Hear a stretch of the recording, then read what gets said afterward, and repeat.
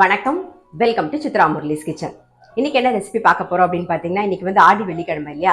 So அதனால வந்து கோதுமை மாவில் வந்து ஒரு லட்டு தான் நான் பிடிக்க போறேன். அதுக்கப்புறம் வந்து சமையல் வந்து வெண்டைக்காய் சாம்பார், உருளைக்கிழங்கு கறி.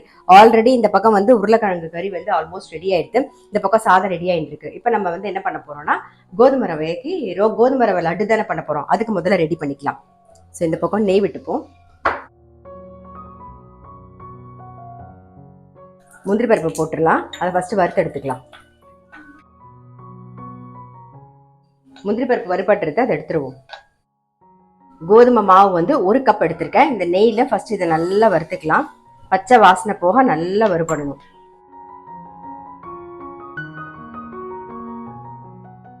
இன்னும் ஒரு 2 ஸ்பூன் நெய் விட்டுப்போம்.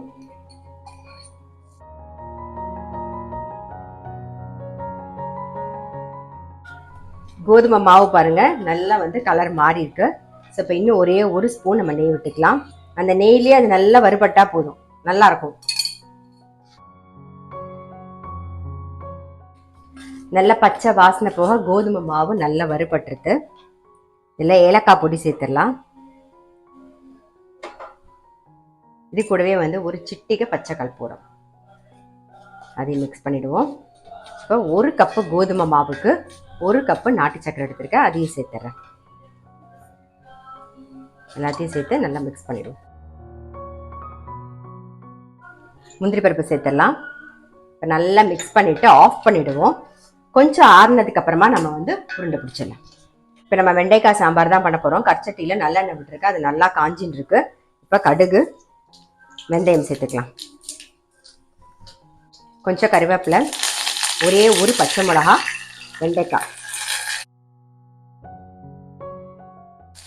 மஞ்சள் பொடி. வெண்டைக்காய் ஒரு 2 நிமிஷம் வதங்கட்டும். இப்போ வெண்டைக்காய் வதங்கிடுத்து, புளி தண்ணி சேர்த்துக்கலாம். சாம்பார் பொடியும் சேர்த்துருவோம். சாம்பார் பொடியோட பச்சை வாசனை நல்லா போக கொதிக்கணும். 1 நிமிஷம் கொதிக்கட்டும். கொஞ்சம் ஆறி இருக்கு, அப்படியே வந்து கையில் நெய்யை தடவி பிடிச்சி வச்சிடலாம்.